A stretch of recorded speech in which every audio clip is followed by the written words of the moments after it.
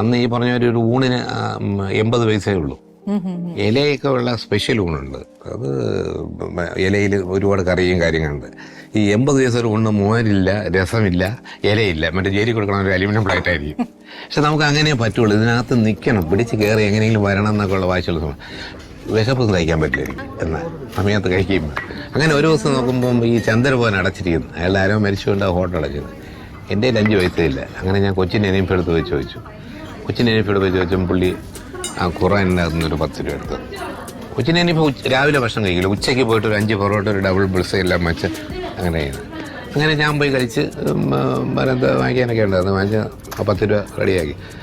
വൈകുന്നേരം ആകുമ്പോൾ ഞാൻ ഇങ്ങനെ പോയില്ല ഉച്ചയ്ക്ക് കൊണ്ട് കഴിക്കാൻ, ഭക്ഷണം കഴിക്കാൻ പോയില്ല. വൈകുന്നേരം ആകുമ്പോൾ ഞാൻ അനീഫയോട് ചോദിച്ചു, അനീഫ എന്ത് കഴിക്കാൻ പോകുന്നതെന്ന്.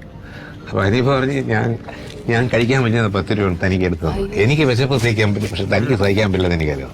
അപ്പോൾ അയാൾ നമ്മൾ ജീവിതത്തിൽ മറക്കുമോ? ഒരിക്കലും ഇല്ല.